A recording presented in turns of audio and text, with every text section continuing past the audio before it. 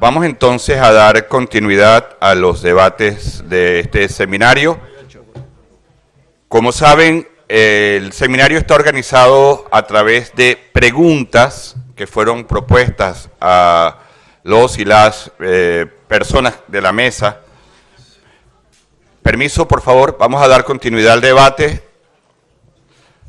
Entonces, esas preguntas quieren ayudarnos a reflexionar sobre en qué medida la justicia de transición puede o no funcionar como un antídoto frente al ascenso de la extrema derecha. Ese es el tema general del debate. En esta mesa en concreto nos preguntamos de qué manera el nuevo contexto neoconservador compromete las conquistas en términos de justicia transicional. Creo que tenemos una referencia clara que justifica esta pregunta si ponemos la mirada en el caso Argentina. Argentina fue recurrentemente citada como un buen ejemplo de justicia de transición, suponiendo además que eso funcionaría como una barrera frente a nuevas experiencias de gobiernos autoritarios y nuevas formas de ascenso de formas de fascismo.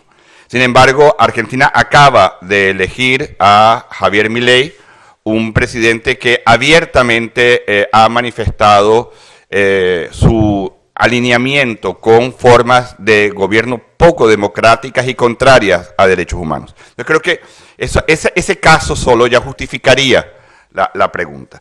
Lo que queremos entonces es reflexionar en que esa relación entre justicia de transición y el ascenso de la extrema derecha en el mundo. Estos seminarios han reflexionado siempre la relación democracia y derechos humanos, y el tema de justicia de transición ha aparecido, lo hemos trabajado en varias oportunidades.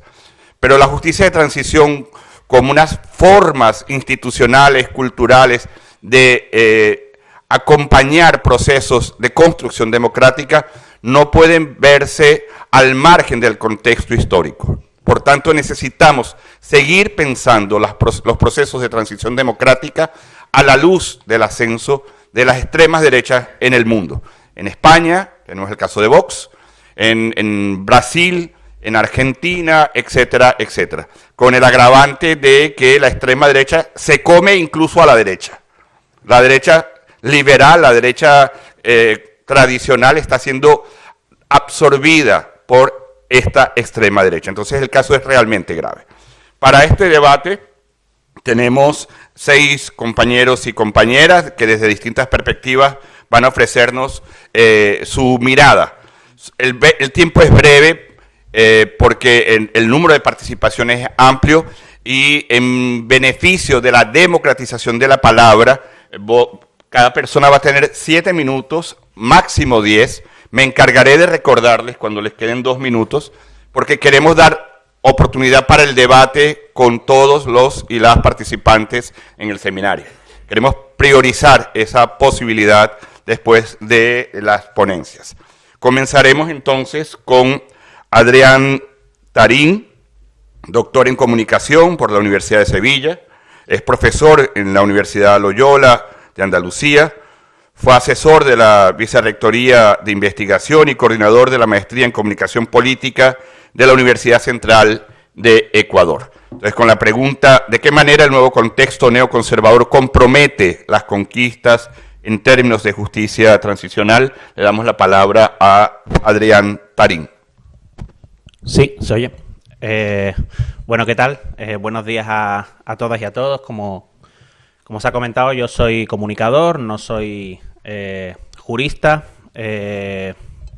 por tanto es posible, y además también en apego al tiempo, que yo no haga una aportación técnica, sino más bien quiero contar una pequeña historia, ¿vale? Quiero contar la historia de Juan Dionisio Sanz Aguilar, esa persona que veis ahí, con el bigote. Juan Dionisio nació en Bailén, un pueblito de Jaén, aquí en Andalucía, en el año 1886, es decir, hace ya más de un siglo.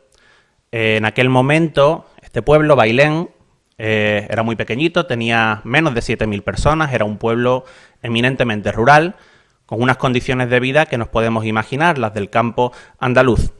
Tuvo la suerte de ir a la escuela, que era algo que no podían hacer todos los niños en aquel momento, y aprendió a leer, a escribir, pero no tuvo tanta suerte como muchos otros, o como pocos, mejor dicho, que podían terminar el ciclo escolar e ir a la universidad. Él no pudo hacer eso, y antes de terminar la escuela fue aprendiz en una zapatería y poco después empleado de la misma. Cuando llegó a los 21 años, no pudo tampoco evadir la ley de reclutamiento y reemplazo del ejército, que en aquel momento estaba vigente, una ley del rey Alfonso XIII, y que obligaba a hacer un servicio militar durante 12 años. ¿A quién? A todo aquel que no podía pagar la redención en metálico. Porque en este país, quien tenía dinero podía evadir el servicio militar obligatorio, y también quien formaba parte de la Iglesia. No era el caso de Juan Dionisio, y por tanto tuvo que hacer el servicio militar. Cumplió los 12 años estrictamente. En 1919, cuando terminaron esos 12 años, Juan Dionisio pensó: ¿qué hago ahora? ¿Vuelvo a la zapatería o continúo con la carrera militar? Y pensó que era quizá económicamente importante continuar siendo militar. ¿Por qué económicamente importante? Porque cada 4 años, si seguía en el ejército, conseguía un bono de 20 pesetas. 20 pesetas cada 4 años es un poco más de 10 céntimos de euro de ahora, ¿no? Entonces, por ese plus económico, decidió seguir vinculado a las Fuerzas Armadas y se trasladó a la Guardia Civil, que es un cuerpo policial, pero militarizado. En la Guardia Civil, como él nunca llegó a oficial, siempre estuvo entre los rangos más bajos, fue cambiando de cuartel en cuartel, siempre en Andalucía, pasó por Cádiz y también volvió finalmente a Jaén, su último destino en Andújar. En el año 31 llega a la Segunda República y en el año 33 firma una promesa de adhesión, de lealtad a la Segunda República. Precisamente, poquito antes del golpe de Estado de 1936, llega al puesto de mando de Andújar un nuevo mando, que es Antonio Reparaz Araujo. Reparaz fue conocido como el carnicero de Mieres, porque en el año 34 reprimió con dureza la huelga asturiana de 1934. Desde entonces, como castigo, estuvo 2 años en un limbo en el que no tenía destino y finalmente en el año 36, meses antes del golpe de Estado, lo mandan a ser el jefe de Juan Dionisio en Andújar. Cuando sucede el golpe de Estado del 36, Juan Dionisio, fiel al juramento de lealtad que había hecho en el año 33, se mantiene leal a la Segunda República y forma parte de la columna del general Miaja. No es uno de los militares que se subleva, es uno de los militares que protege la democracia en España. Entra dentro de la agrupación Pérez Salas, que es una agrupación que intenta retomar Córdoba desde el sur. Córdoba, casi desde el principio, había estado Córdoba capital, había estado en manos de los fascistas y desde Jaén se organiza una columna de guardias civiles y de milicianos que vienen en parte de Valencia y en parte de Jaén y de otros pueblos que hay entre Jaén y Córdoba para intentar tomar Jaén de nuevo para las fuerzas democráticas. El 20 de agosto de 1936 tenía que haber sido la operación de recuperación de Córdoba. Spoiler, no se recuperó. Y esa columna, agrupación Pérez Salas, partió desde Espejo, al sur de Córdoba capital, recorriendo lo que hoy es la Nacional 432. A pocos kilómetros, cerca de una estación de ferrocarril en la pedanía Torres Cabrera, varios aviones bombardearon la columna. El Diario de Córdoba, en aquel momento en manos de los golpistas, dijo sobre ese bombardeo que una fuerte columna marxista que llevaba unos 40 coches de línea y camiones llegó al perímetro de la capital, donde fue recibida por fuego. Después de que los republicanos se parapetasen detrás de sus vehículos, llegaron desde Sevilla 3 magníficos aviones trimotores que se dirigieron al lugar de la lucha y con gran acierto les arrojaron unas 600 bombas. Los camiones marxistas fueron totalmente destrozados, concluye el artículo del Diario de Córdoba. José Cirre Jiménez fue un falangista que estuvo infiltrado como miliciano en la columna de la agrupación Pérez Sala y estuvo en el bombardeo de Torres Cabrera. Después de la guerra escribió un libro en el que dijo que habían visto un avión nacional que estuvo evolucionando a gran altura con objetos seguramente de localizar bien a la columna. Poco después, el avión descendió más y lanzó 3 bombas potentísimas que impactaron en la columna. Una cocina de campaña salió por los aires y a consecuencia de una bomba que la alcanzó con certeza matemática. Cuando aquel avión terminó su cometido, vinieron 2 más, que siguieron el bombardeo iniciado por el primero, luego 3, y así fue aumentando el número hasta 7. No sé si recordáis al capitán Antonio Reparaz, era el jefe de Juan Dionisio. Pues bien, había sido uno de los principales ejecutores de la carnicería en Mieres, de la represión a los trabajadores, y en el transcurso de la guerra acabaría cambiándose de bando y acabaría sublevándose. Escribió un libro de propaganda en el que también relataba este hecho, y Reparaz decía que aquellas aeronaves eran como el rocío de la muerte, y aseguró que una de esas bombas acertó en el camión en el que llevábamos nuestras ropas, tapando los miles de municiones que yo había logrado obtener. Destrozó el camión y los bagajes, y por simpatía los cartuchos comenzaron a estallar. Juan Dionisio debía de estar cerca de alguno de esos camiones, o incluso dentro de ellos, porque murió en ese bombardeo. Tenía 50 años y no se sabe dónde está su cuerpo. Es uno de los desaparecidos. En su acta de defunción se oculta la causa de la muerte, no aparece, no consta, dice. Sin embargo, una de sus hijas, Juana, solicitó en una nota manuscrita que se recogiese que murió a consecuencia de la explosión de una bomba en el frente de Torres Cabrera, y aportó como prueba el testimonio de José Cámara Rodríguez y Enrique Mercado García, otros 2 guardias civiles amigos de Juan Dionisio. La hoja de servicios finaliza con un lacónico: desconociéndose su situación desde la iniciación del movimiento militar Salvador de España, surgido el 18 de julio último, fino el año. No se sabe dónde está. Pues bien, durante los años en los que Juan Dionisio estuvo destinado en Andújar, se casó con Ana María González Serrano y tuvo 3 hijos, Juana, Manuel y Ramón. Quien sepa un poco la historia de Jaén durante la Guerra de España sabrá que muchos de estos guardias civiles, o mejor dicho, sus familias, fueron recluidas en el santuario de la Virgen de la Cabeza. Fue el caso de Ana María, no en el propio santuario, sino muy cerca, en un lugar que se llama Lugar Nuevo, pero consiguieron huir antes de que ese santuario fuese cercado por las fuerzas republicanas, después de que los guardias civiles que allí se encontraban se sublevaran. En el año 1938, Ana María murió. Su familia decía que murió de pena. Yo he podido leer el certificado de defunción y dice que murió de inanición por psicosis. ¿Vale? No murió de pena, se dejó morir de hambre. Uno de los hijos con el que he podido hablar, Ramón, quedó huérfano de padre y de madre con 9 años. Falleció en el año 2020 sin haber podido localizar el cadáver de su padre. Ramón es mi abuelo, Juan Dionisio es mi bisabuelo, y de una manera muy rápida, a mí me gustaría decir que cuando se aprobó la última ley de memoria democrática, la 20-2022, se recogía algo que ya existía en la ley anterior de 2007, que era la posibilidad de proporcionar una declaración de reconocimiento y reparación personal a las víctimas. Yo conté este relato aportando toda la documentación que tengo y fue denegada.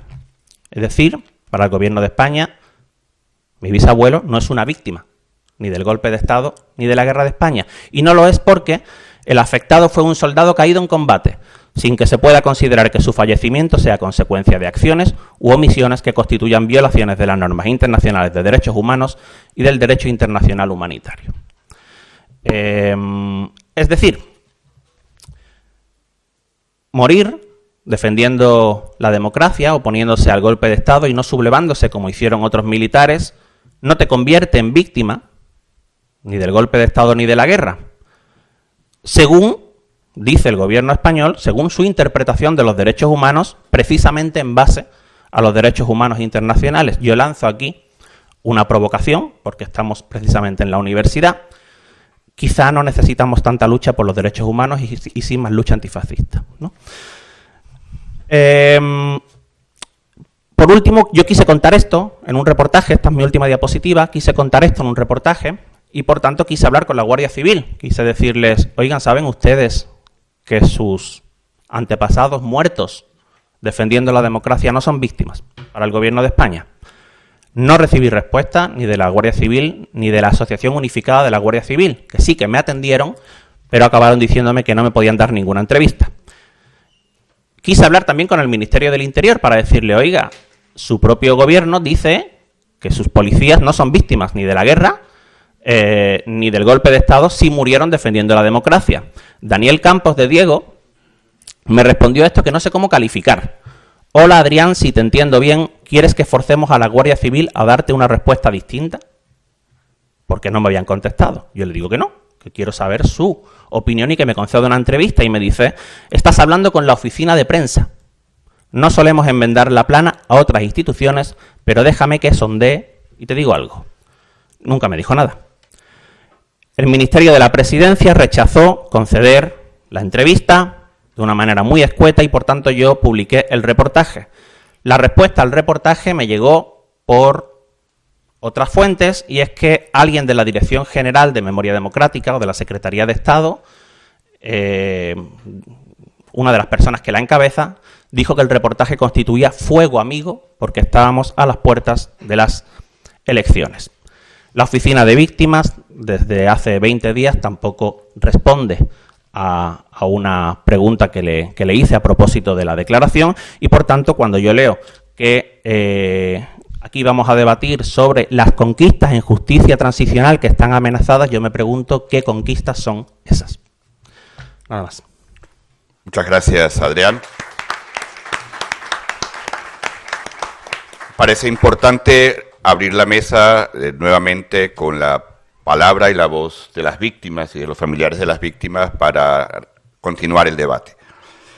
Seguimos entonces con la intervención de David Sánchez Rubio, doctor en Derecho por la Universidad de Sevilla, fue coordinador de las maestrías de Teorías Críticas del Derecho y de la Democracia en Iberoamérica de la Universidad Internacional de Andalucía, antecedente de este programa de maestría en Derechos Humanos, Interculturalidad y Desarrollo. Es profesor coordinador del programa de doctorado en Derechos Humanos y Desarrollo, fue profesor coordinador del programa de Derechos Humanos y Desarrollo de la Universidad Pablo Olavide y bueno, conocido por todos aquí en la Universidad de Sevilla, en la Pablo Olavide. David, tienes la palabra. Muy buenos días o buenas tardes a todos y a todas. Tengo la sensación de lo que puede ser el multiverso. Estoy en Sevilla, pero parece que estoy en Brasil, ¿no? Rodeado de tanta gente querida y se simultanea esa doble dimensión que agradezco a quienes me han permitido estar aquí, a Prudente, a Carola, a todos los que integran el Instituto Joaquín Herrera Flores y la verdad que Adrián, Joao Ricardo, Larisa, Giselle, Manuel, un gusto compartir esta mesa. Y también agradecer el poder reencontrarme con gente querida como María José Fariña, el mismo Prudente, CC, Joao, Antonio Joaquín, entre otros muchos, y Alexandre Bernardino. El punto de partida, voy a intentar ser muy breve en esta microconferencia estilo Twitter, ¿no? En esa cultura que parece que incluso se incorpora los medios de comunicación con los programas de juego como pasapalabra. Voy a intentar en 7 o 10 minutos pues poder expresar lo que pretendo. El punto de partida es que no hay memoria de las víctimas sin presente desde y con las víctimas. Y no hay tampoco, en este caso, presente de las víctimas sin memoria de las mismas. ¿Cómo lo voy a hacer? Pues desde 3 planos. Uno primero, que lo que pretende es expresar la idea que David Rieff en un libro titulado Una cama por una noche, recreándose en Bertolt Brecht, en uno de sus poemas, aplicaba al humanitarismo. ¿El humanitarismo es suficiente reconociendo una cama por una noche o tiene que intentar transformar la sociedad de una manera estructural para impedir que haya guerra y evidentemente que haya justicia? Proyectado a la transición y a la justicia transicional, la pregunta es: ¿suficiente que la justicia transicional se quede en una cama por una noche o intente también transformar las estructuras de nuestro presente, recuperando la memoria del pasado? Eso lo voy a conectar con el segundo punto, un libro de Ilan Pappé, un historiador judío que junto con Shlomo Zahn y otros posionistas en la idea de Israel, relata la historia del barco Exodus SS de 1947. Otto Preminger hace una película basada en un libro de Leon Ury en 1960, el protagonista es Paul Newman, y ahí es curioso, en el contexto del mandato británico, los sionistas intentan justificar la constitución del Estado de Israel trasladando a todos los que han sufrido las víctimas del holocausto nazi, los judíos, ¿no? Y en ese barco hay 4.000 judíos que proceden de centros de desplazamiento en condiciones muy precarias alemanes, salen desde Francia, y los sionistas, para que la comunidad internacional y Estados Unidos sean conscientes de lo importante de constituir el Estado de Israel, pues dicen que tienen que acoger a todos los palestinos que proceden del holocausto, sea como sea.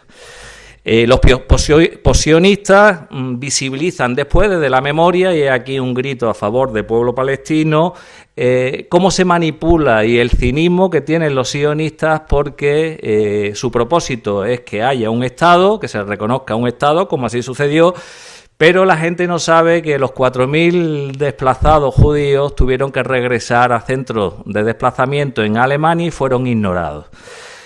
Con eso lo conecto con la tercera idea, vinculándolo a lo que expresó Miguel Vázquez anteriormente, con Walter Benjamin y Reyes Matt, de cómo utilizamos muchas veces un discurso de los derechos humanos que se mueve bajo una narrativa de inclusiones abstractas, pero bajo estructuras de desigualdad, asimetría y desprecio. Walter Benjamin y el mismo Reyes Mate lo hace también Dostoyevsky, los hermanos Karamazov, con el concepto de amor al prójimo. Lo que quieren visibilizar es que en abstracto, cuando hablamos de universalidad, de hermandad y reconocimiento, todo es muy bonito y precioso, pero a costa de crear una inhumanidad y un desprecio por el ser humano concreto y particular, con nombre y apellido, con nombre y sobrenombre. Lo que Dostoyevsky refleja es que incluso los mendigos deberían de pedir limosna en los periódicos para no verlo en las calles. Cómo abstraemos muchas veces un ideal no queriendo ver cara a cara a las víctimas. Y muchas veces yo creo que cuando hablamos de derechos humanos, de justicia transicional, humanitarismo, etcétera, etcétera, caemos en el error de dos niveles. Uno, modulando lo humano dependiendo quién, cuándo y dónde, por razones religiosas, ideológicas, por razones de raza, etnia, condición sexual, género y otras cosas más. Tenemos que aplicarnos autocríticamente, y hablo desde una crítica constructiva, el no incurrir en el doble rasero. Incluso lo hacemos muchas veces con buena fe, y también enfrentar el cinismo al que aludía Alexandre Bernardino, que clasifica la realidad del nosotros, ellos, amigo, enemigo, y que evidentemente en el contexto actual que situó Manuel, pues genera una cultura de odio, y evidentemente fetichizamos, idolatramos nuestras propias producciones humanas sin tener en cuenta el ser humano particular y concreto, corporal, necesitado, insisto, con nombre y apellido. La salida, pues acudo a Judith Butler, a Frank Hinkelamer. Todo ser humano en particular tiene que ser digno de duelo cuando se muere, sea cual sea su raza, su género, su ideología, etcétera, etcétera. Y además de que todo ser humano tiene que ser digno de duelo, todo ser humano que vive tiene que ser digno de una vida digna de ser vivida. En el sentido de que todos los seres humanos tenemos que ser los seres supremos para los seres humanos. Con eso hay que enfrentar tres limitaciones, o dos limitaciones y una propuesta. Y insisto, estoy sintetizando muchísimo. ¿Cómo vamos a hacer justicia transicional por situaciones de excepcionalidad cuando la normalidad es también de injusticia desde un punto de vista estructural? Y en segundo lugar, tenemos que tener en cuenta como operadores, promotores, académicos, investigadores, jueces, fiscales, el lugar desde el cual hacemos la defensa de los derechos humanos. ¿En qué sentido? En el sentido de que los tiempos de las víctimas son de urgencia, nuestros tiempos son de paciencia y de espera. Con eso hay una limitación muy fuerte a la hora de enfrentar, insisto, el solo proporcionar una cama por una noche, que, ojo, atención, es necesaria, nunca hay que rechazar, pero siempre va a ser insuficiente.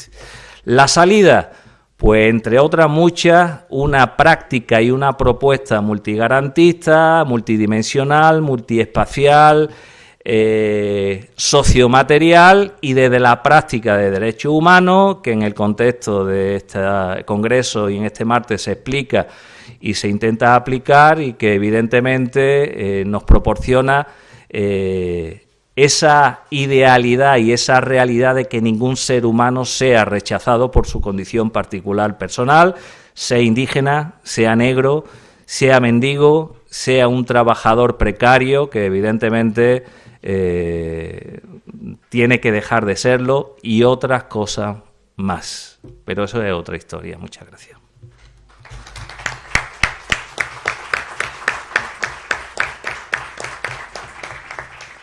Muchas gracias, David. Importante entender esa relación pasado, presente, futuro. Preguntarnos hoy por el pasado siempre lo hacemos en relación con cómo queremos construir en el presente una sociedad distinta de aquí en adelante. Voy a pasar la palabra ahora a Giselle Ricobón. Giselle es directora del Instituto Joaquín Herrera Flores, América Latina, doctora en Derechos Humanos y Desarrollo por esta universidad, miembro de la Asociación Brasileña de Juristas por la Democracia, es profesora del Instituto de Relaciones Internacionales y Defensa de la Universidad Federal de Río de Janeiro, actualmente es asesora de la Dirección General de Itaipú, y de aquí a poco ahora va a asumir el puesto de árbitra titular brasileño en el Tribunal Permanente de Revisión del Mercosur. Gracias. Giselle, tienes entonces 7 minutos. Muchas gracias, mi hermano. Siempre un gusto, un placer estar nesse seminário. Empezamos sempre el año acá, ¿no? En Sevilla.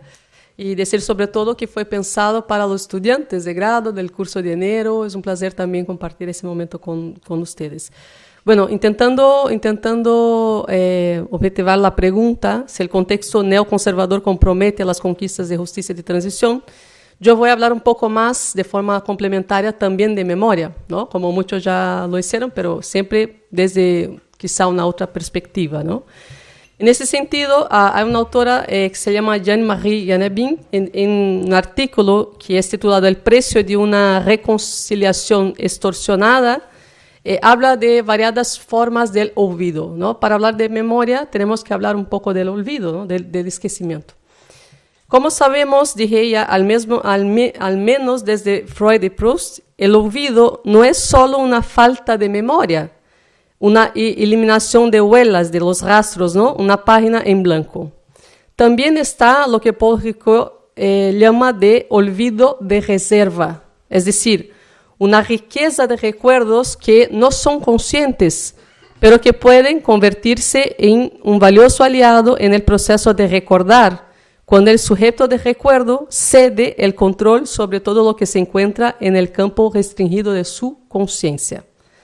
Hay también una dimensión feliz del olvido, una alegría, un alivio que nos permite hacer las paces con el pasado, generalmente después de un largo, doloroso y generoso proceso de elaboración, un alivio y una alegría que lo hacen posible no cargar el pasado como una piedra sobre los hombros, sino volver a aprender a bailar e inventar otras figuras de una vida del presente. Este feliz olvido remite en la tradición literaria y filosófica al éxtasis erótico y a la embriaguez dionísica, en la tradición religiosa al arrombamiento místico, a la gracia y al perdón, que son como prefiguraciones de la redención, muy lindo eso, ¿no? Muy bucólico. Pero esas dimensiones positivas del olvido nunca niegan ni borran al pasado, por supuesto, sino transforman su estatus vividos en el presente, como acaba de decir Manuel. Permite vivir sin resentimiento, sin caer en la repetición perpetua que permite establecer el nuevo, una resignificación del pasado.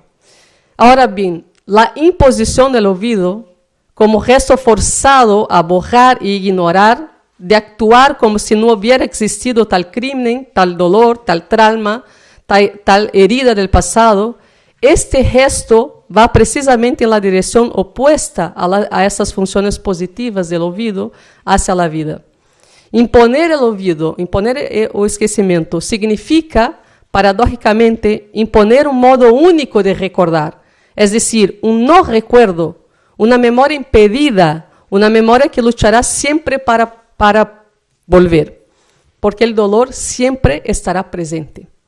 Más que eso, es una memoria instrumentalizada por el poder de la totalidad, como habló María José Fariñas, de la historiografía oficial, una memoria obligada para el olvido. En ese contexto, todas las políticas de amnistía promulgadas en diversas circunstancias por diversos estados sirven como mucho, y esto es lo que generalmente pretende, para hacer posible la sobrevivencia inmediata de la nación en su conjunto, es lo que dice, ¿no? Que era para poder convivir bien, tenemos que obligar a esa memoria obligada, ¿no? Pero no garantizan una convivencia pacífica y tampoco duradera. Así podemos preguntarnos sobre el alcance de la ley de amnistía en Brasil. ¿Tenía realmente como objetivo apaciguar la memoria de los sectores importantes del pueblo brasileño en su conjunto? ¿O fue, como tantas veces en Brasil, un acuerdo precario entre dos fracciones opuestas de la llamada élite brasileña? En cualquier caso, la amnistía constituye siempre una política de supervivencia inmediata de los poderes establecidos y superar las heridas del pasado y no para superar las heridas del pasado. En ese sentido, las memorias impedidas por la ley de amnistía reviven hoy en Brasil, en actos que reflejan la permanencia del Estado autoritario brasileño, como lo demuestra, por ejemplo, las torturas, asesinatos, el uso de armas de fuego, ejecuciones sumarias, que son nuestro cotidiano, ¿no? El día a día de nuestro país. De una memoria viva de los aparatos autoritarios del Estado brasileño. Es importante también hablar de la relación del Poder Judiciario con el estado de excepción, de ese flerte, ¿no? De ese enamoro constante con nuestro pasado presente autoritario. No se habla mucho, pero hay que resaltar que nuestro sistema de justicia respaldó totalmente nuestro estado de excepción, totalmente. Hay una tradición que está en la génesis de la justicia brasileña absolutamente autoritaria. Ya en el Estado Nuevo, con el Tribunal de Seguridad Nacional, ganó autonomía para crímenes de la seguridad nacional, ¿no? Entre comillas. En la dictadura brasileña fueron hechas diversas reformas estructurales que significó la cooptación del régimen del Poder Judiciario por el régimen de la dictadura militar, tales cuales la retirada de las garantías de la inamovibilidad y vitaliciedad de los magistrados, de los jueces, ¿no? La ampliación de los miembros de la Corte Constitucional, la jubilación compulsoria, ¿no? Para sacar todos que estaban resistiendo dentro del sistema de justicia, así como también un hibridismo del derecho, donde una hermenéutica nueva, ¿no? Donde los actos institucionales promovidos por los militares pasaron a superar las normas constitucionales. El Poder Judiciario, en la dictadura militar brasileña, pasó por un refugio burocrático con apariencia de normalidad constitucional, conformando un Estado de Derecho no democrático y autoritario. En nuestra vida judicial actual, la memoria olvidada de la justicia de transición vuelve en su aspecto más simbólicamente violento, cuando, por ejemplo, la Corte Constitucional brasileña confirma la constitucionalidad de la ley de amnistía, ¿no?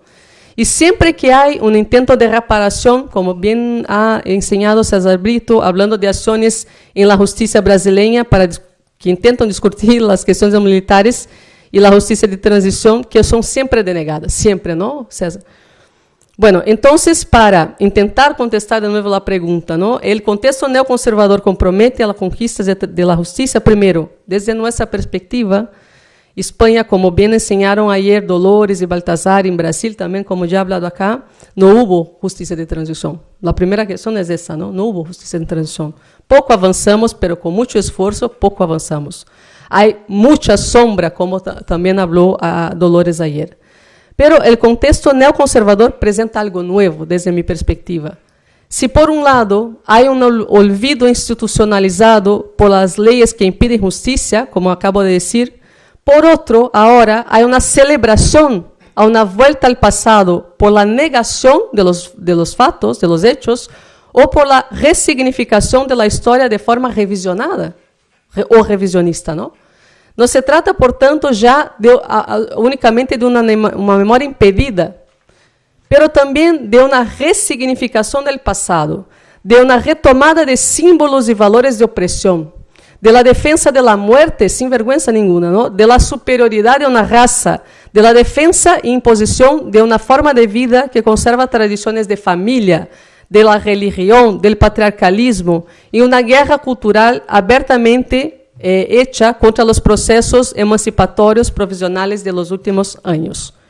Así que, ya caminando al final, que el neoconservadorismo no solo compromete las conquistas, como plantea la pregunta, pero como también propone el regreso de forma abierta y desavergonzada de un neoliberalismo bárbaro, como está haciendo Milei en Argentina, por su hora, ¿no? Proponiendo una amnistía a los torturadores y genocidas, en un país que había avanzado muchísimo en la justicia de transición, proponiendo la total desregulación del mercado, ¿no? Por ejemplo, de la ley del inquilinato, que es tremendo, va a poner a la gente en la calle pasando hambre, ¿no?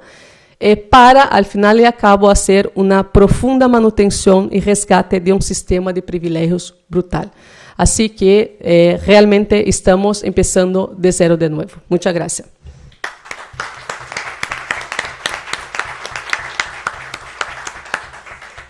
Muchas gracias, Giselle. Giselle nos recordaba algo que algún autor resumía diciendo: lo que una generación calla, la siguiente generación lo lleva en el cuerpo.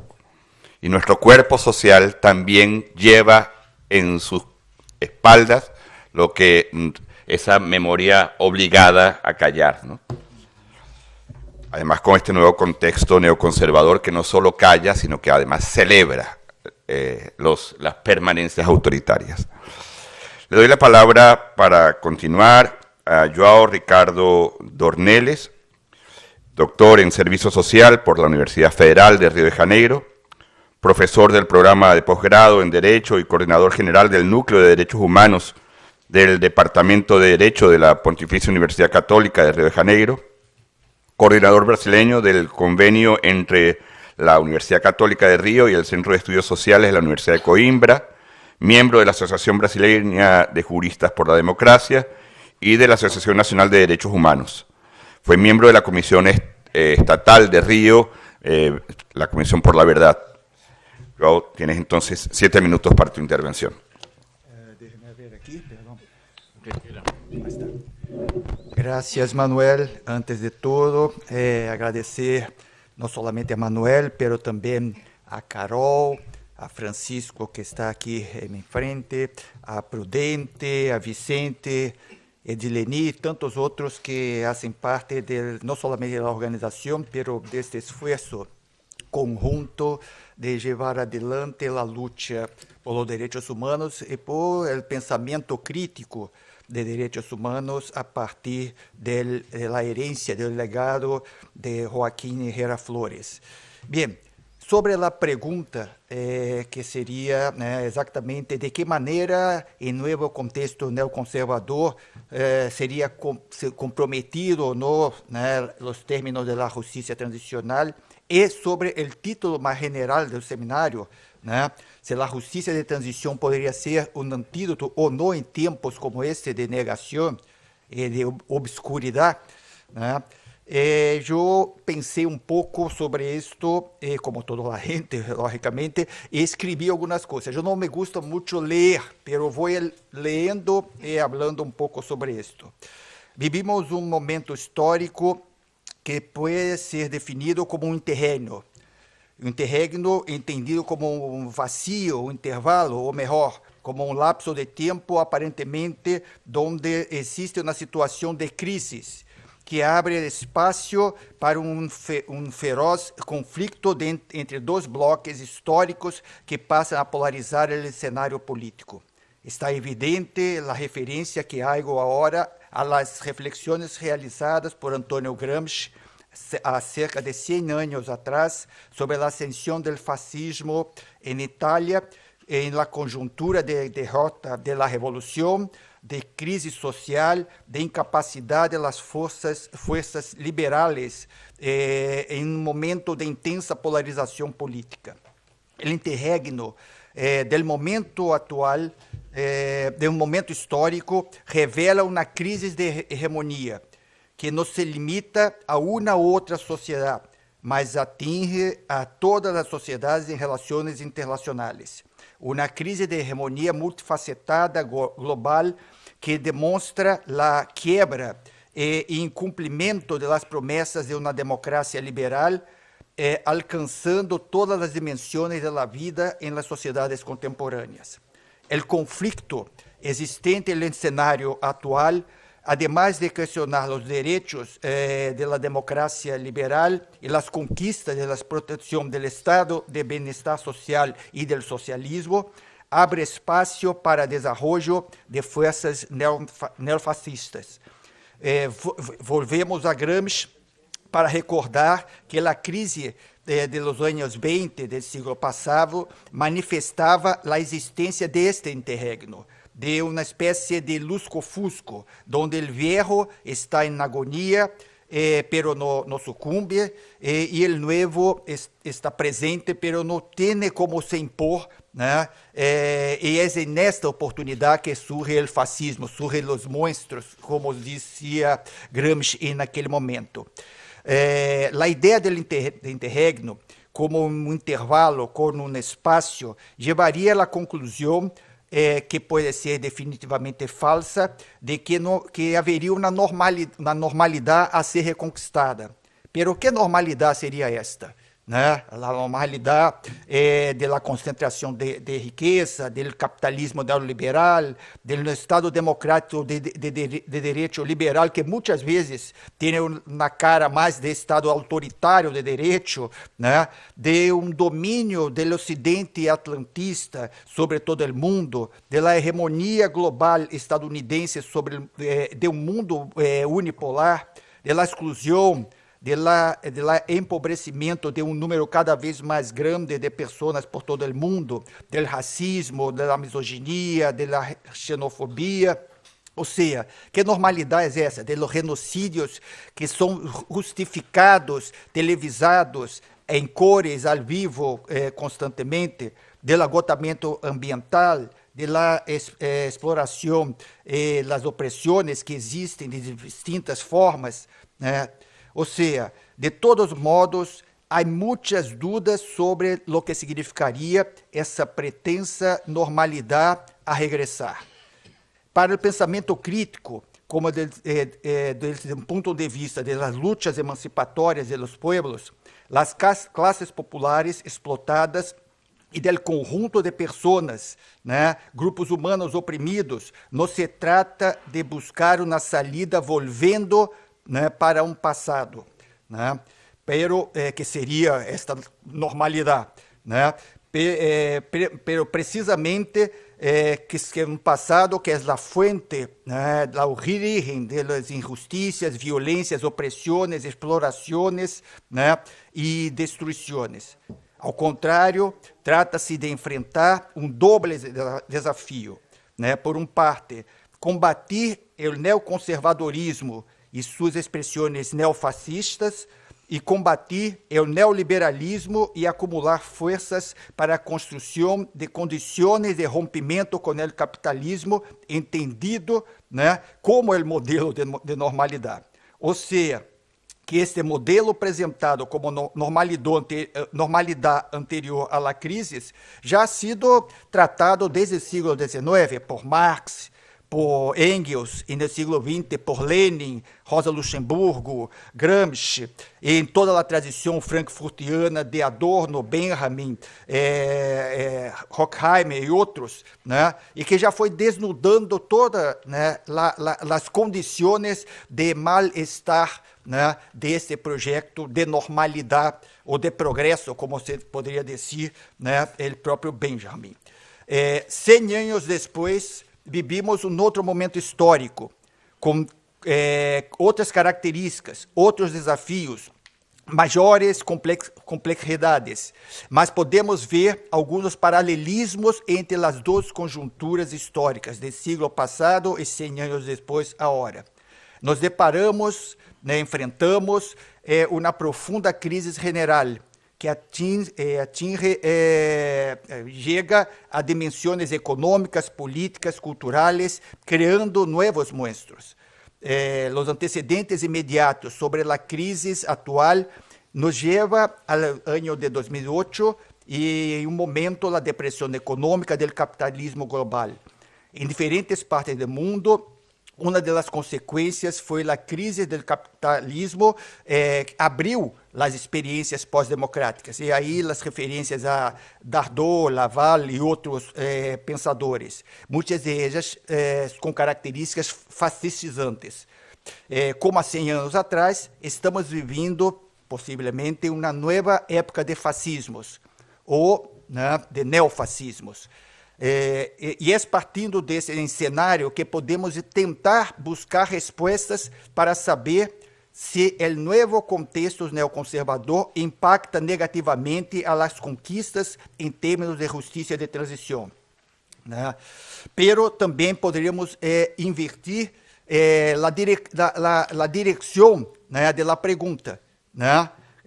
No sentido de perguntar se as conquistas anteriores desse processo de justiça de transição foram, todavia, ou são, né, importantes e suficientes para levantar barreiras, né, em relação a uma ola neoconservadora. Existe um consenso, já dito outras pessoas, né, sobre as conquistas da justiça de transição na Argentina, né? Pero com sítios de memória, museus, todos os juízos em relação a los victimários, né? A voz para a gente, que são as vítimas de aquele processo de ditadura argentina. Pero parece muitas vezes que algo não saiu bem, é a pergunta, principalmente com a eleição de Javier Milei. Pero devemos ter cuidado nisto. E o cuidado é exatamente em afirmar a importância dos mecanismos de justiça de transição para que não vuelva a suceder.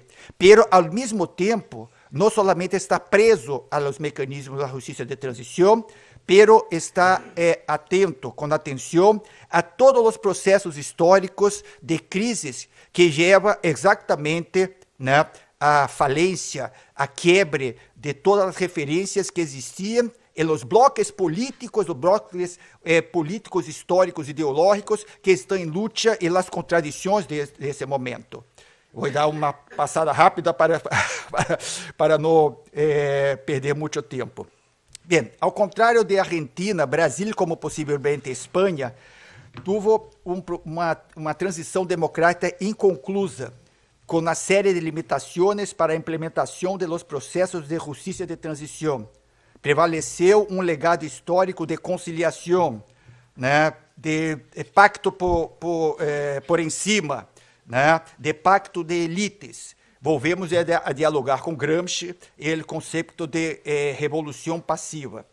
Depois de 21 anos de ditadura em Brasil, larga e prolongada transição democrática, com pacto por em cima, né, da lei de anistia, absolvendo os crimes contra a humanidade dos ditadores, e a conciliação, né, prevaleceu a política do olvido, né, e mais uma vez, ele virar a página da história e do passado e seguir adelante.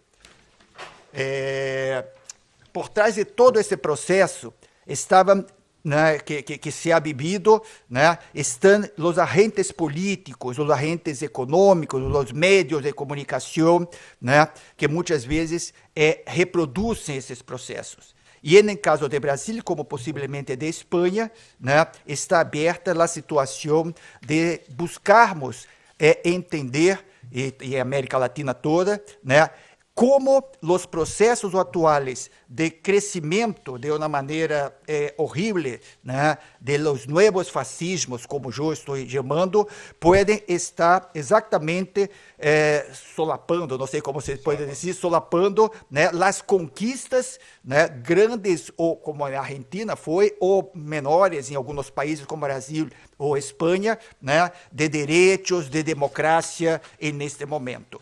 Eu, como estou terminando, né, e ha dado uns pulos, não posso deixar de falar sobre Palestina, né, neste momento histórico. É um momento histórico que, para falar de justiça, para falar de memória, para falar de direitos, né, devemos dar uma mirada para o que está ocorrendo neste momento em diversas partes do mundo, mas também em Palestina, quando estamos vendo um genocídio, uma limpeza étnica ao vivo. Pero não confundir o Estado de Israel e o sionismo com o judaísmo e os pueblos judíos de todo o mundo, incluso os israelenses. Fazer críticas ao Estado de Israel não significa ser antissemita, ou odiar os judíos, ou desejar seu extermínio, como é divulgado com mala fé e canalice, que é uma palavra brasileira, que seria uma vergonhice, ou alguma coisa assim. Falta de vergonha de los sionistas. O sionismo é uma ideologia, não é a essência do judaísmo. De la mesma maneira que o franquismo não é a essência de los pueblos espanhóis, o fascismo não é a essência de los italianos, o nazismo não é a essência de los alemães.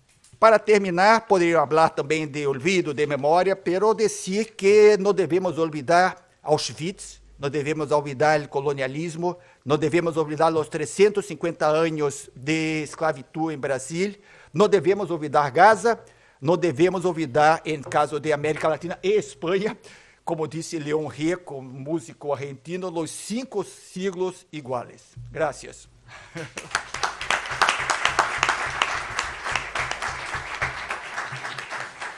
Muchas gracias, Joao. Dándole continuidad a tu reflexión, disculpa la necesidad de ser breves en el tiempo. Incluso me pregunto si precisamente el Estado de Israel no es el principal promotor del antisemitismo en el mundo en este momento. Joao nos ha destacado la importancia de la justicia de transición, pero al mismo tiempo nos ha puesto la pregunta sobre sus insuficiencias. Y yo agregaría hasta qué punto una justicia de transición formulada en los moldes de un derecho liberal que atiende a las víctimas individuales, pero olvida los proyectos políticos por los que esas víctimas estaban luchando, no está detrás también de la insuficiencia de ese diseño de justicia de transición frente al avance de nuevos proyectos de extrema derecha en el mundo. Cerramos nuestra mesa. Sí, cerramos nuestra mesa con Larisa Larina. Si me dan un microsegundo más, termino la frase. ¿De censura antes de terminar? Cerramos nuestra mesa con Larisa Ramina. No, en serio, que era eso. Sí, sí. Es susceptible. No.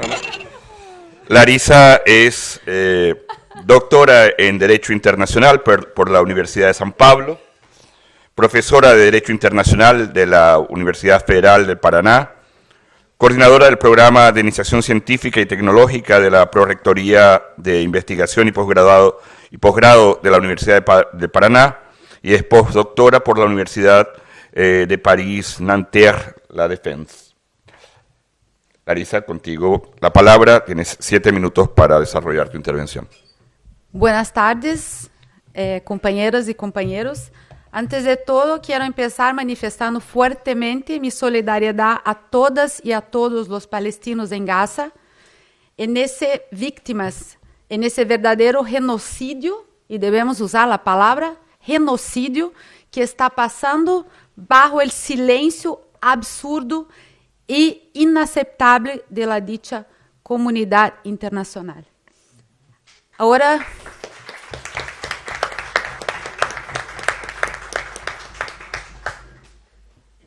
vamos a tentar responder a la pergunta, ¿no? Sabemos que as conquistas em termos de justiça transicional não solo tienen un impacto interno en los estados, sino que también puede influir en las relaciones de un país a nivel internacional.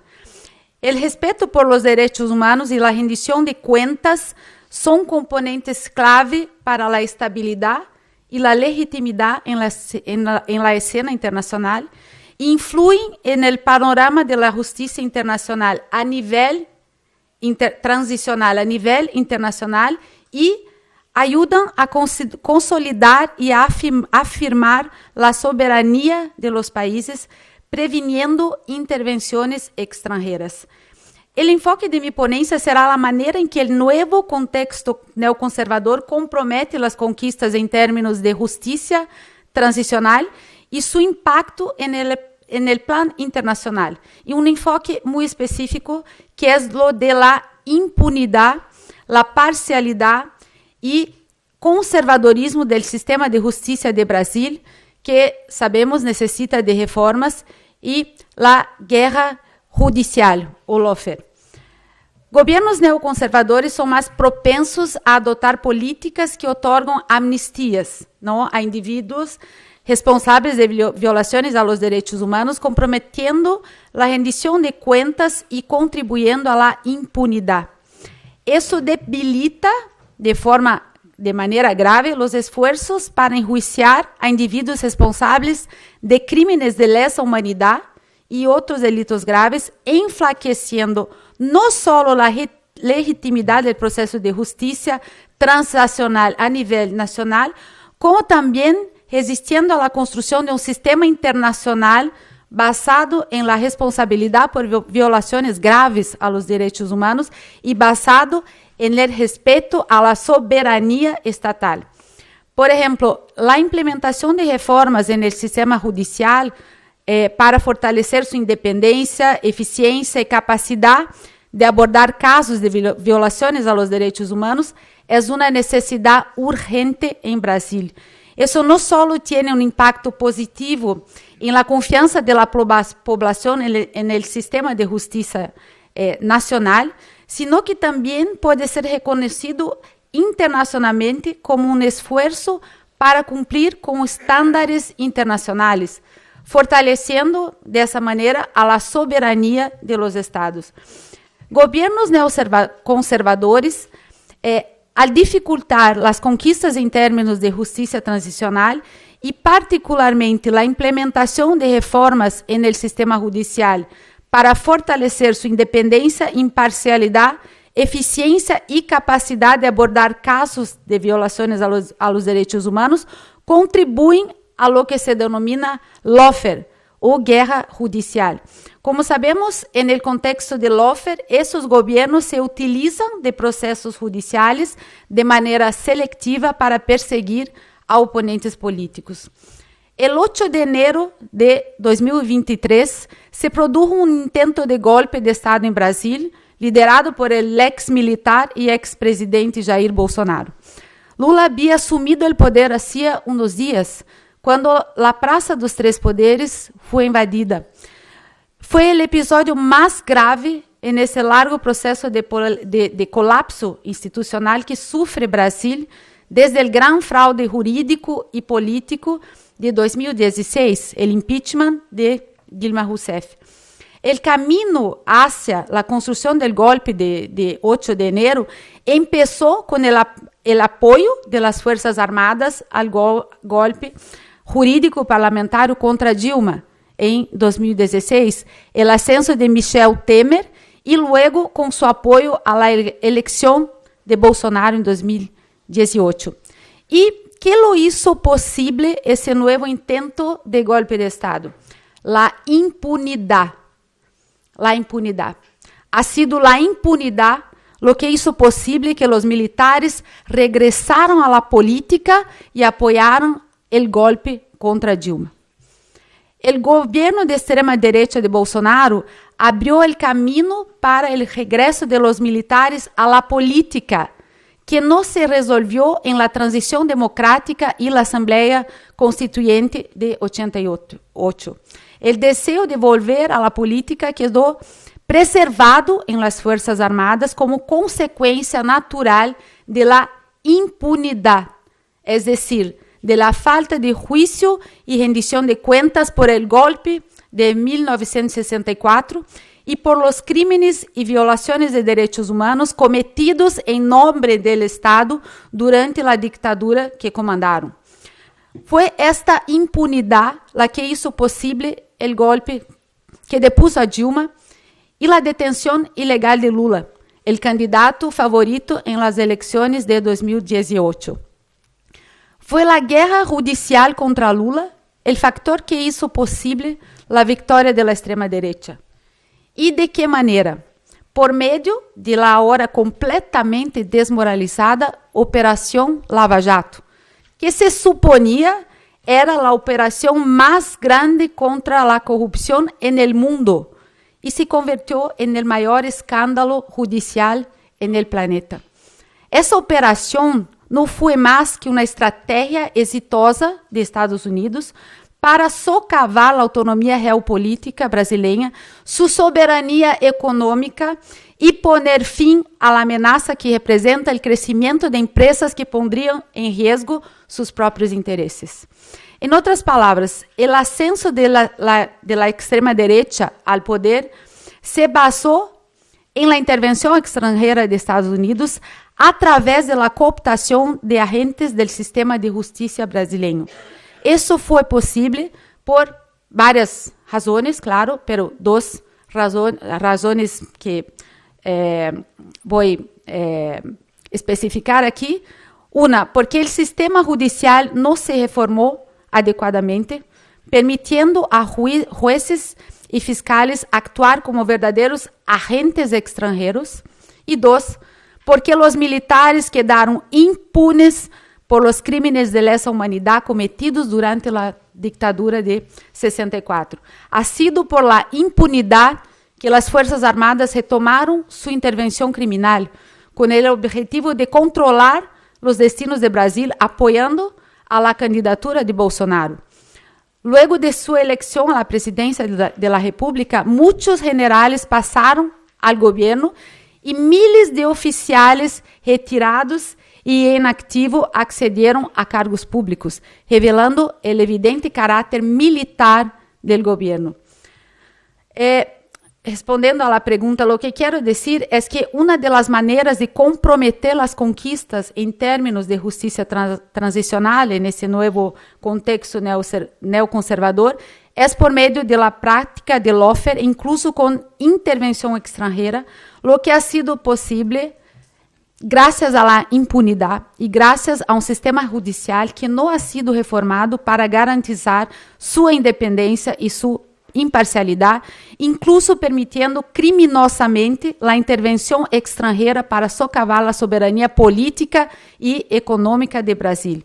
Entonces, ¿cuáles serían los antídotos para esa situación? Por cierto, entre esos antídotos está el fin de la amnistía para crímenes de lesa humanidad, que son, como sabemos, imprescriptibles, y la reforma del sistema de justicia de Brasil para que sus agentes no más posibiliten la intervención extranjera con tintes coloniales, imperiales, o sea, la justicia de transición. Muchas gracias, nada más.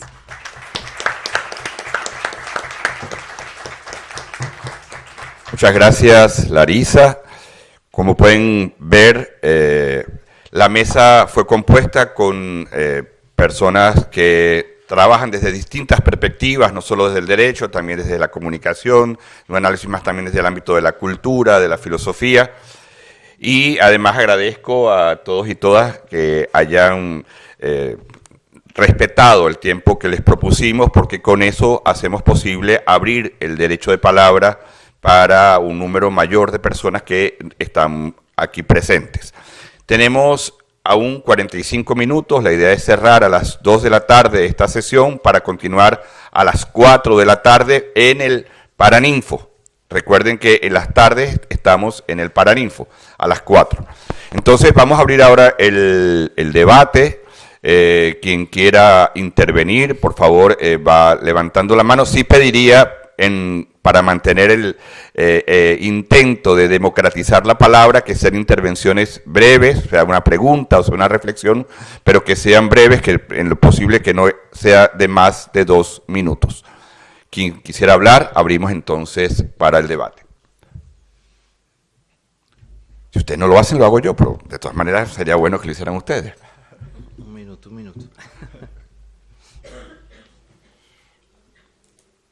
Antes que nada, pues felicidades a todos los ponentes y todas las ponentes en esta mesa. Todas vuestras aportaciones han sido interesantísimas y creo que enriquecen muchísimo nuestra reflexión crítica y también el debate. Seguramente no me habrán oído atrás porque no me he levantado. Bueno, decía que muchas gracias por vuestras ponencias, a todos los ponentes y a todas las ponentes, que resultan enriquecedoras. La verdad es que no quiero hacer ninguna intervención, ni tampoco ponerme en contra de ninguno de vosotros, sino simplemente hacerle una aclaración a nuestro querido Adrián, con quien nos solidarizamos con tu familia, y yo particularmente declaro héroe de la guerra a tu bisabuelo. Bien, dicho esto, solamente quería una matización. Somos promotores de derechos humanos y antifascistas. Y promover los derechos humanos quiere decir, en buena medida, ser también antifascista. Cualquiera de los derechos humanos. Solamente era una aclaración y, por supuesto, también compartimos la lucha antifascista contigo, y, de hecho, hay ejemplos incluso dentro de esa mesa de personas que se han rebelado contra un fascista, un loco, un hombre que tenía todo el poder en un país, por ejemplo, en Brasil. Y siempre lo haremos contra todos los fascismos que aparezcan en cualquiera de sus formas. Simplemente era esta aclaración, y a lo mejor es que no has sentido de nuestra parte una solidaridad en esa lucha, pero que la tienes, seguro. Era solamente eso. Gracias. Allá van pidiendo la palabra. 2, 3 personas han pedido la palabra. ¿Puedo empezar? Por favor, preséntense brevemente para intervenir. Eu sou Luciana Boatê, professora de Direito na Universidade Federal de Rio. Uma pergunta que seria para todos os ponentes, pero foi primeiro falada por el professor Sánchez Rubio, que é como vamos a buscar uma justiça de transição como antídoto para tempos de negação, al mesmo tempo que verificamos que o normal é a injustiça. Isso se aplica muito, em especial no exemplo de Brasil, pero também, como o professor Dornelles está em la mesa, é importante dizer que o conceito de seletividade é um conceito que utilizamos muito na criminologia crítica, no direito penal garantista. Então, como pensar numa justiça de transição como antídoto para tempos de negação, se não reconhecemos que a mesma justiça, ou na normalidade da justiça, é uma justiça seletiva, em especial em Brasil, quando falamos de los homicídios, do genocídio do povo negro, de los jóvenes que estão em nossas cárceles ou que são alvo de la policía. Pero também na questão do genocídio indígena, que los olvidamos quando hablamos de colonização também, de todo o que foi hecho em nome da civilização, das conquistas de los territórios no colonialismo. Então, gracias. Muchas gracias. Había por lo menos 2 personas más que habían pedido la palabra, pero igual si hay alguno más podemos ampliar. Pablo, del Máster de Derechos Humanos. Mi pregunta más que nada tiene que ver a nivel general, y es cómo se podrían llevar acciones en nuestra vida cotidiana para el tema de la justicia de transición, es decir, acciones en nuestro día a día que podríamos llevar a cabo pues para movilizarnos conjuntamente, de manera colectiva y no individualista, para luchar por la justicia transicional. Básicamente es eso. Gracias. Hay una palabra más pedida, vamos a darla. Sí, por favor. Gracias. Bom dia, perdão por falar em português. Não tem que pedir perdão. Tá? Super de boa. Eu sou juíza criminal no Rio Grande do Sul, Bento Gonçalves, e a minha pergunta é para a professora Larissa a respeito da reforma judicial que ela entende necessária para que não haja mais intervenção estrangeira, porque penso que a intervenção estrangeira não é admitida no nosso ordenamento jurídico e que a atuação do Sérgio Moro, por exemplo, foi considerada ilegal. Então, em que consistiria? Eu sei que não temos muito tempo para aprofundar, mas em que consistiria objetivamente essa reforma judicial que a professora entende necessária? Si hay alguien más que quiera intervenir, podemos aprovechar. Si no, entonces devolvemos la palabra a quienes quieran intervenir por parte. La otra mesa no interviene. Por eso, o si quedaron preguntas de la mesa anterior, aprovechando que también los ponentes están presentes, podemos aprovechar para hacer un debate ampliado. Claro. ¿Quedó alguna pregunta en el tintero, alguna duda, algún malestar de la discusión anterior? Mira, a mí me gustaría insistir con la pregunta que yo planteé en el debate. ¿Hasta qué punto, reconociendo la importancia de la justicia de transición, memoria, verdad, reparación, no repetición, reforma institucional, pero hasta qué punto el diseño que conocemos de justicia de transición tradicional, vamos a llamarlo así, al ser el formulado en términos muy del derecho liberal, que reconoce los derechos de la víctima, pero que ignora el proyecto político por el cual esa víctima fue victimizada, no está también, no hace parte del problema. Nuestra justicia toda y la propia justicia de transición da cuenta de esos límites estructurales, y creo que valdría la pena, porque hemos venido a este seminario y lo corto de las mesas tiene que ver con eso. No son ponencias, vamos a pensar juntos. Nadie tiene respuesta. Si tuviéramos respuesta no estaríamos acá. Entonces, como vamos a pensar juntos, vamos a hacernos también ese tipo de preguntas que nos ayuden a estimular el debate. Han pedido la palabra Adrián y después podemos continuar. Sí, hemos ido todo. Vamos a intentar que sean igual devoluciones breves para todavía tener alguna otra ronda de intervenciones. Sí, yo solamente por la premura con la que había que intervenir, solamente para aclarar la provocación que veo que ha surtido efecto. Claro, yo me estaba refiriendo a que si esa era la interpretación de los derechos humanos que tenemos, no digo que esa sea la interpretación que hay que tener. Si la interpretación de los derechos humanos, que creo que el compañero ha hablado del derecho liberal y quizá va por ahí el asunto, si la interpretación de los derechos humanos que tenemos es la de que quienes se defendieron con las armas no son víctimas de la guerra, entonces necesitamos no una lucha por esos derechos humanos o con esa concepción de los derechos humanos, sino una lucha, si se quiere, por los derechos humanos de forma antifascista. ¿Por qué? Porque esa lucha antifascista sí que recupera las ideas por las que se luchó en el año 36 en España. Sí que recupera las ideas por las que Juan Dionisio y muchísimos otros cogieron las armas y no se dejaron, en algunos casos, por desgracia, matar, sino que decidieron que si los iban a matar, pues por lo menos que defendieran el orden democrático y que se defendieran a sí mismos, ¿no? Entonces, bueno, yo más bien la provocación iba por ahí. Gracias. Creo que además responde al intento de nuestro programa, que es hacer derechos humanos desde una perspectiva crítica y, por tanto, apuntando a transformaciones estructurales y no a reivindicaciones individuales. Joao. Sobre esto, de alguna maneira, eu intentei apontar em minha pequena ponência, ou seja, os limites de la justiça de transição. E justo em sociedades que têm contradições, em que se reproduzem condições de explotação, explotação, de condições de opressão, de distintas opressões. Isto não cessa necessariamente com a justiça de transição. Ou seja, na sociedade capitalista, racista, misógina, né? Quer dizer, isto é importante, os mecanismos. E como dijo Manuel, todo o sistema de justiça de transição tem por bases, né, o direito liberal e a chamada democracia liberal e seus limites, que é importante todo isto.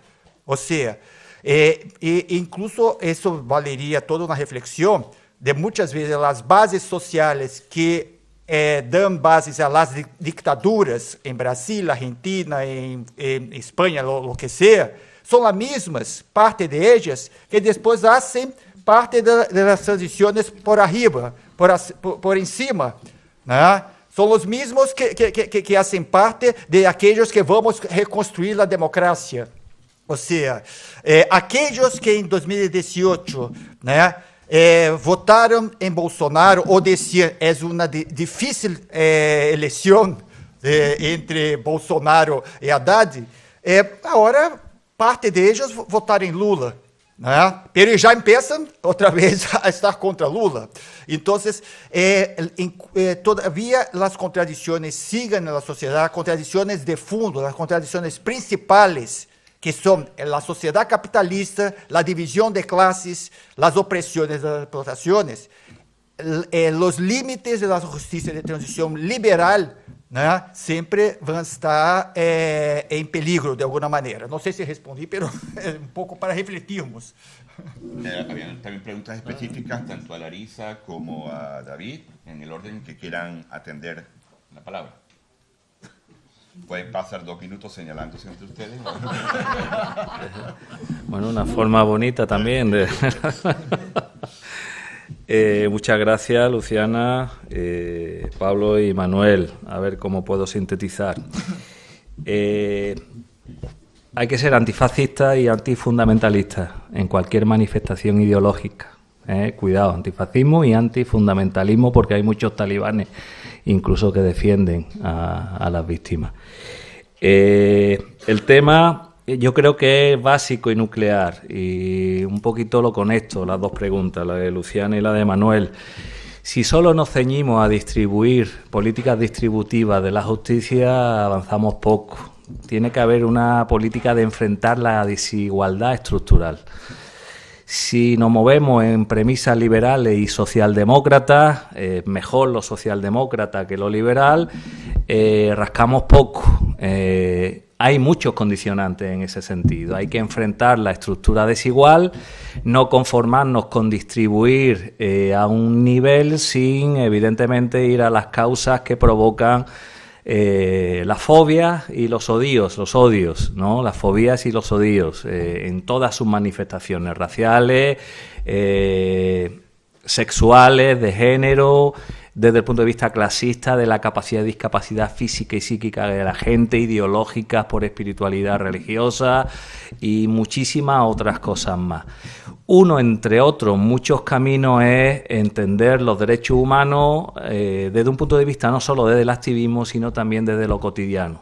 Soy defensor de una posición cotidianista de los derechos humanos, siempre viendo el vaso medio vacío. Quienes vemos el vaso medio lleno seremos cínicos, seremos evidentemente burgueses que damos todo como un privilegio y evidentemente lo tratamos todo con alegría, invisibilizando el sufrimiento de lo humano. Esa forma cotidianista tiene mucho que ver con la posición de Joaquín y de Elio Gallardo, Manuel lo sabe, de entender los derechos humanos a tiempo completo y en todo lugar. Siendo siempre también autocríticos, por eso es lo del antifascismo y antifundamentalismo de que somos angelmonios, todos y cada uno de nosotros. En continuo proceso y en una continua forma de entender la vida, tenemos que estar en guardia para no caer incluso en el defecto de provocar efectos perversos incluso con buena fe. Un poquito tiene mucho que ver con la inversión ideológica, pero insisto, si no atacamos la estructura desigual y solo nos quedamos en el nivel de, con buena conciencia, con sensibilidad, insisto, una cama por una noche es necesario pero siempre insuficiente, pues evidentemente quienes sufren desde su urgencia siempre van a estar mediados por nuestra paciencia y por nuestra espera. aprovecho para complementar porque es un poco en la línea, ¿no? Voy a hablar la misma cosa de otro modo, porque a veces hablar de justicia de transición en países muy pobres, en países donde no hay justicia al día a día, al cotidiano, un poco la línea que hablaba Luciana, parece un poco hipócrita. Parece un poco algo de una gente también privilegiada que ahora quiere sacar del Estado un reconocimiento de su heroísmo, ¿no? Hay que hablar un poco de eso también. Claro, cuando hay pobres muriendo asfixiados en mercados, cuando hay pobres con hambre en la calle, cuando hay toda una manifestación dolorosa de gente que quiere mirar essa gente mesmo que muera, ¿no? Porque hay defensa incluso discursiva en ese sentido. ¿Por qué hablar de justicia de transición? Porque si nuestro cotidiano es tremendamente bárbaro, ¿no? Hay una contradicción. Pero lo que estamos diciendo acá es que ese trauma que vivimos en nuestros países, si no es debatido, si no es pasado a limpio, profundiza todavía más ese nuestro cotidiano. Que estaba hablando David, tenemos que tratar las desigualdades sobre todo porque como un paso primero necesario para poder hablar de justicia, porque la justicia como un todo, el poder judiciario, es absolutamente un poder que accede a la gente que tiene plata. No hace justicia, ¿no? Además, un poder judiciario elitista, de hombres, que no es diverso, que no es representativo. Entonces, es una justicia liberal, elitizada, como el derecho mismo lo es. Ahora, ¿qué estamos hablando, por lo tanto? Hablemos o no de justicia de transición. Estamos hablando que no habría 8 de enero en Brasil, y solo hubo 8 de enero de Brasil porque no pasamos a limpo, porque ese trauma no fue evaluado, no sufrimos el dolor, y por lo tanto volvemos al Estado autoritario con toda su fuerza. Es eso que estamos hablando. Entonces, una vez más, no debatir ese tema, ¿no? Es permitir que siempre, y más una vez y otra vez más, el autoritarismo se enseñe con todas sus garras, ¿no? Entonces, creo que es, por un lado, realmente un debate muy elitizado en la academia, es verdad, hipócrita, pero es un debate que tiene que atravesar también y visibilizar a la injusticia actual de un pueblo que jamás está cerca de nuestro sistema de justicia. Entonces, está conjugada esa lucha, no está apartada, ¿no? Porque a punto de perder la posibilidad de luchar, porque el Estado autoritario impide incluso nuestra resistencia. ¿Bien?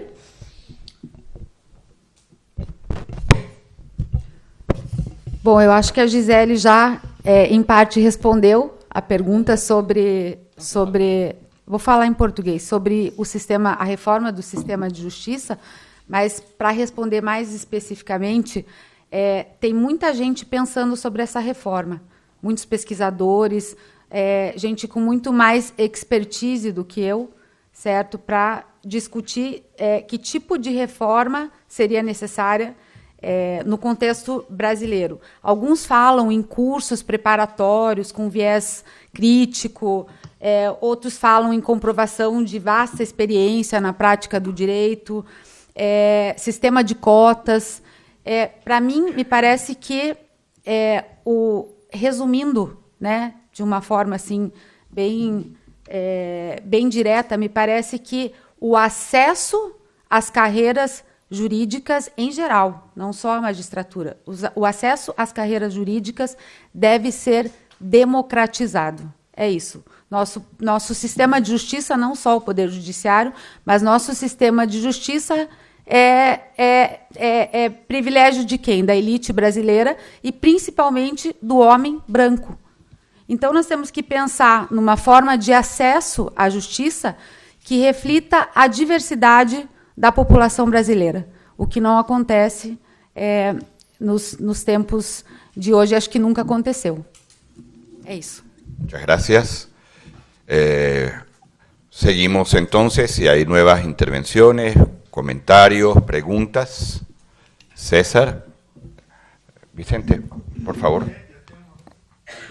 Sí. Gracias, César. César y Ney han pedido la palabra.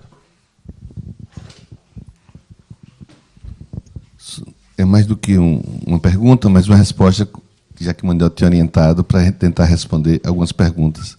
E a que me interessa responder foi a aqui feita. Quando nós ingressamos com as ações judiciais para punir os torturadores e as de anistia, a pergunta que mais era feita nas universidades que nós íamos era: por que vocês estão falando do passado? Por que vocês não deixam o passado morrer? E um dos nossos grandes jornais, inclusive, chamava o passado de Dita Branca, a Folha de São Paulo, que é um dos nossos grandes jornais. E a gente falava, e a gente tem que falar para essas gerações mais novas: nós não estamos falando de passado, nós estamos falando de presente, quando todo mundo tem o direito de saber que seu vizinho risonho, agradável, é um torturador, um estuprador, e a gente tem que revelar quem são, mas, sobretudo, falando de futuro. E aí, já também, todo aqui, já falam sobre isso. Não há futuro se nós não soubermos do nosso passado. E a sobrevivência do nosso no futuro contar para essa geração nova o que foi e o que é viver sob a ditadura militar. Então, nós não estamos falando de passado como querem demonstrar, mas, sobretudo, do hoje e do futuro. Só respondendo isso. César, por favor, passa o microfone para o Ney.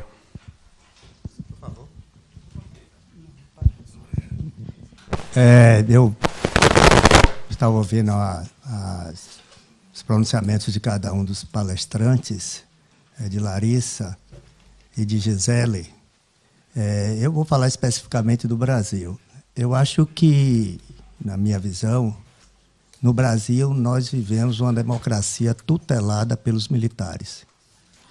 Na verdade, isso nunca mudou desde a proclamação da República.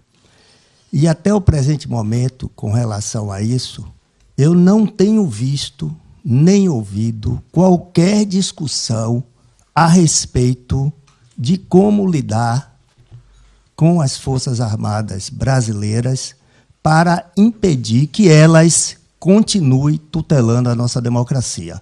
Então, eu acho que isso tem sido, eu diria, uma pedra no nosso sapato, ao longo de todos esses anos, né, e sem que haja uma perspectiva, uma solução, uma tentativa, né, de afastar as Forças Armadas da política brasileira. Eu gostaria de ouvir a posição das duas palestrantes a esse respeito. Muito obrigado.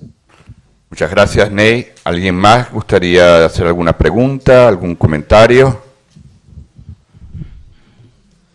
Con respecto a lo que has hablado de Palestina, hay una cosa que me preocupa bastante, y es que, por ejemplo, en redes sociales, hablando también del tema del algoritmo y del poder que tiene en la psique colectiva, muchas veces me ha llegado a saltar alguna que otra cuenta con imágenes que, bajo mi punto de vista, considero que vale la pena cuestionar el poder que tiene a la hora de mostrar a niños con escombros en el pelo, y si realmente de esa manera se está haciendo un bien por los derechos humanos, porque yo no estoy del todo seguro de que si ese tipo de violencia, que además tampoco se cuenta con el consentimiento de la familia a la hora de difundirla en todo el mundo.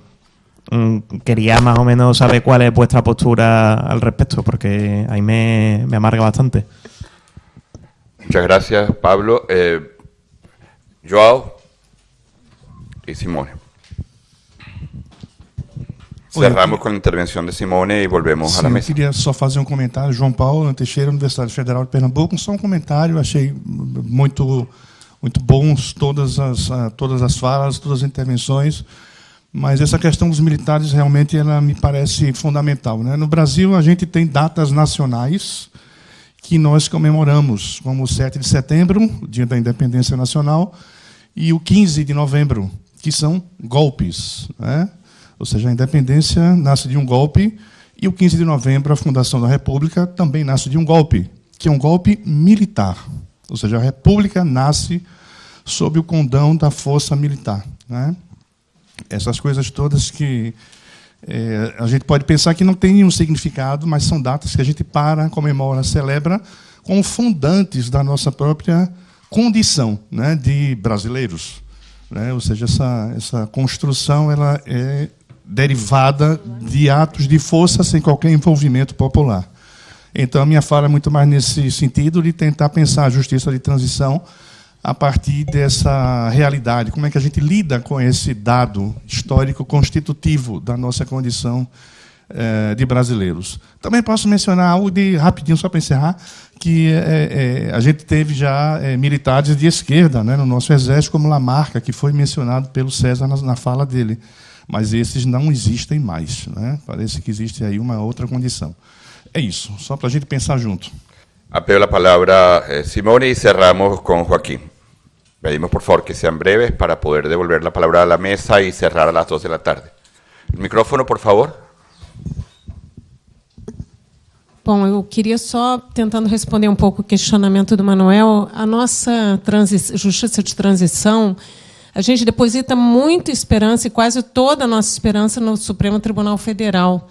Eu acho que isso é um problema, porque, na minha fala, eu procurei mostrar como o Supremo está demorando a julgar ações fundamentais, e não deu tempo também de dizer que eu acho que, com 8 de janeiro, a gente reacende aí uma esperança do Supremo dar uma virada de chave, né, e, após o 8 de janeiro, eventualmente, mudar seu posicionamento a respeito da lei da anistia, etc. Mas a gente tem uma dificuldade enorme, porque com o nosso legislativo como está hoje, né, é muito difícil também a gente ficar o tempo inteiro só depositando esperanças nos 11 iluminados do Supremo Tribunal Federal, e como que a gente pode fazer para virar isso e tentar disputar outros espaços, né? A política tem que resolver isso, não só a justiça, né? Joaquín, por favor.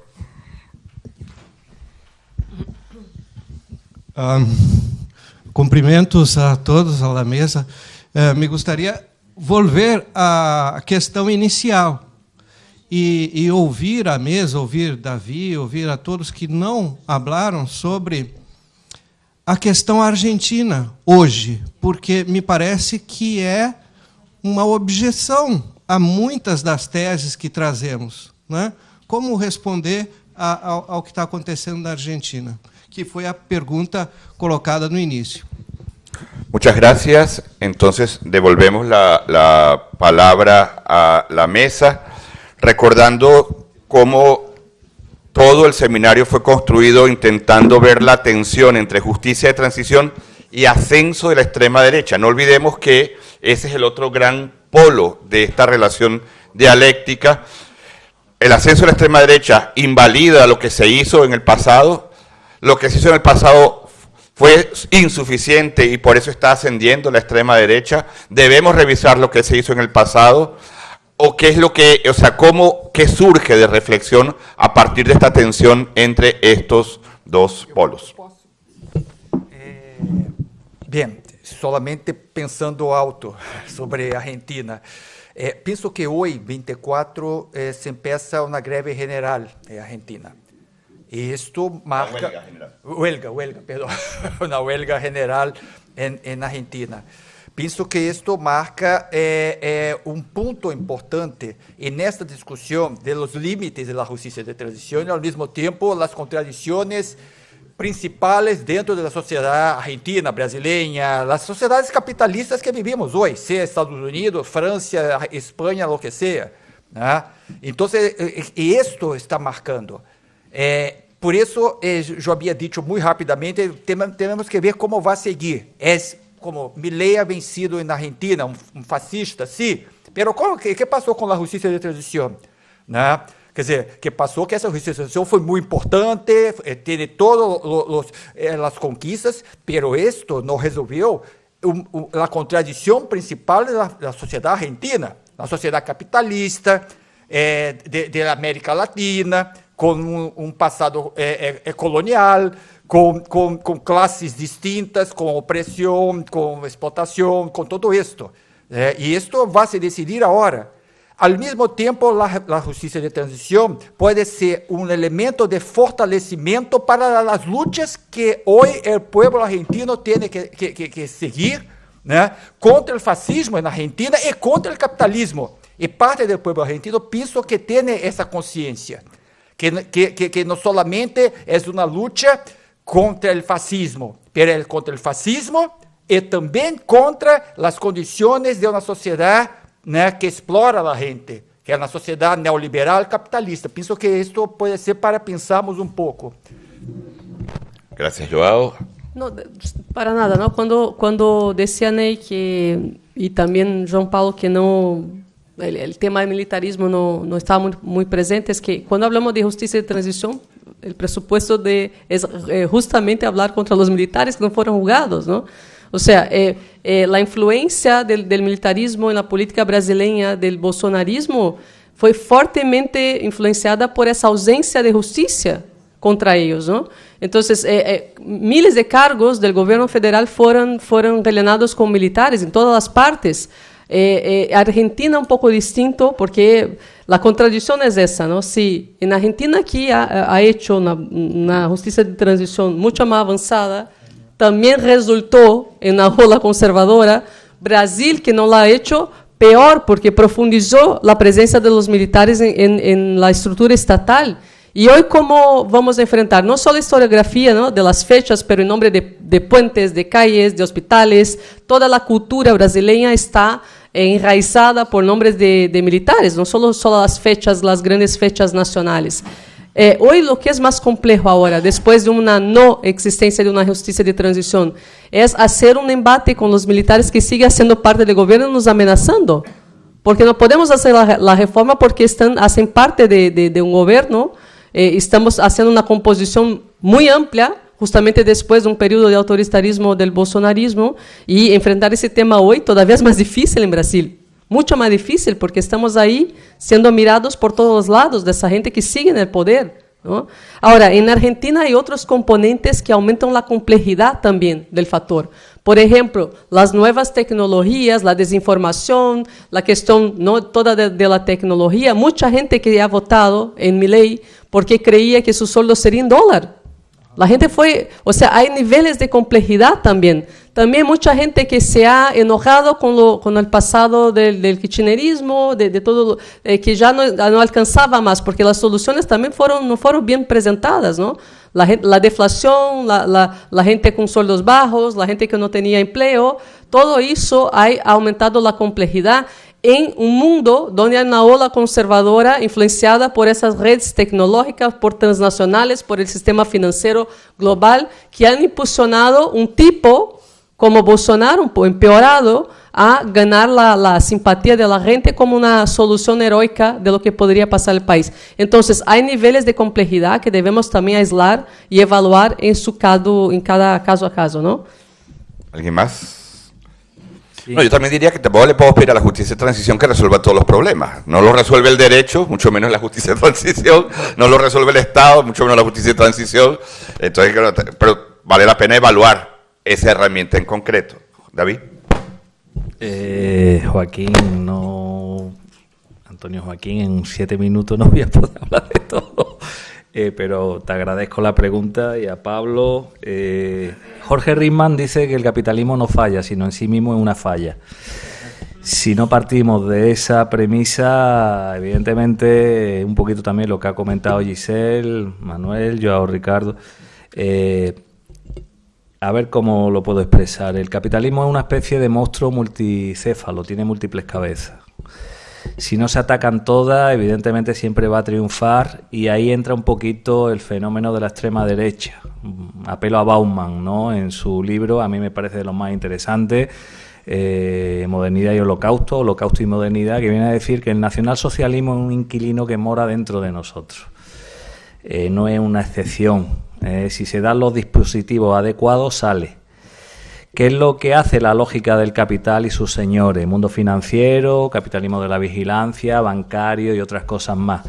Ellos hacen y deshacen lo que quieren, pero intentan que el contexto se ponga en un lugar donde todos nos tenemos que mover. De broma digo que la democracia es los representantes del pueblo en favor de los representantes del capital.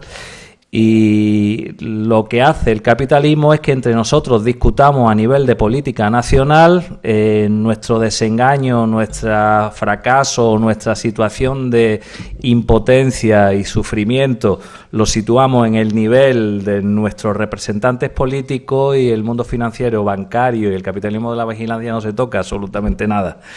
Entonces el resultado siempre va a ser esa forma insuficiente, limitada de no poder enfrentar las cosas y la realidad, ¿no? Por eso creo que es fundamental, entre otras muchas cosas, cuestionar nuestra forma de entender democracia, nuestra forma de entender derechos humanos, nuestro modo de entender la economía, nuestro modo de entender muchísimas cosas que evidentemente ahora no se va a poder explicar. Y detrás está una racionalidad científica, patriarcal, también una racionalidad económica que contribuye y es fuente de esa seducción que todos normalizamos, naturalizamos, con el efecto un poquito CNN, que es lo que preguntaba Pablo, de la cultura del espectáculo.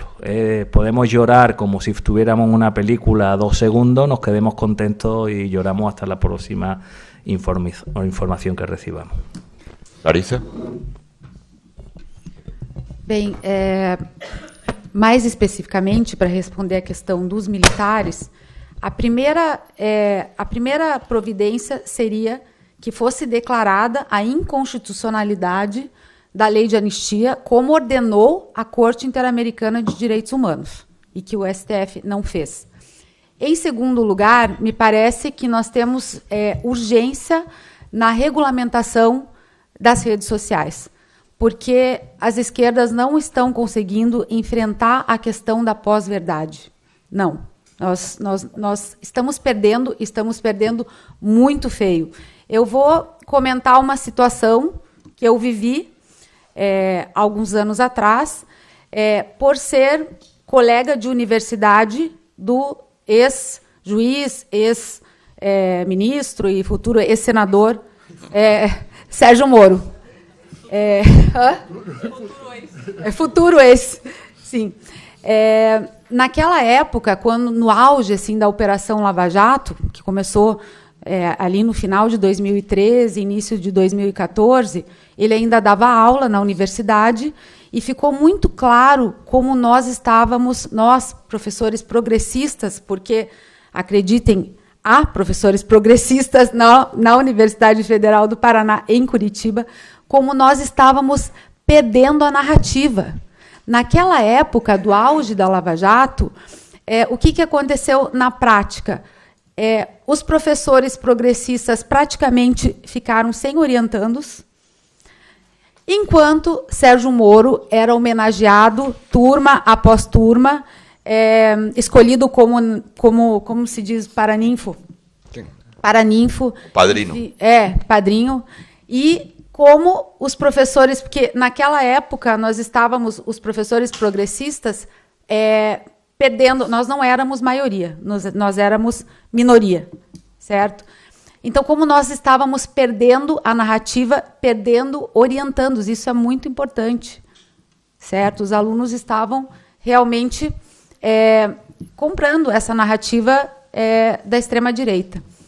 Então, só para finalizar, hoje a situação mudou, não radicalmente, mas vamos dizer que, pelo menos, somos meio a meio, professores de direita e professores de esquerda. E recuperamos um pouco o ganho da narrativa que estávamos perdendo naquela época de 2013, 2014, até quase 2018, certo? Então, me parece que o cenário melhorou um pouquinho. Muchas gracias. Evidentemente quedan muchos temas para seguir discutiendo a lo largo del seminario. Han sido colocados algunos de ellos. El debate sobre hegemonía, creo que es un debate que es necesario dar, porque una cosa es que una coyuntura electoral ponga a un determinado grupo político en el gobierno y otra cosa es que la tendencia no sea hacia una hegemonía fundamentalmente de derecha en el mundo todo. Y eso trae desafíos claros para la defensa de la democracia y los derechos humanos. Y solo recordaría lo que ya decían miembros de la Escuela de Frankfurt. No podemos discutir sobre el fascismo sin señalar su base en el capitalismo. Y eso está intocado hasta el día de hoy. Muchísimas gracias. Nos vemos a las 4 de la tarde en el Paraninfo de la Universidad para continuar con nuestro seminario. Gracias a los miembros de la mesa y a todos ustedes también.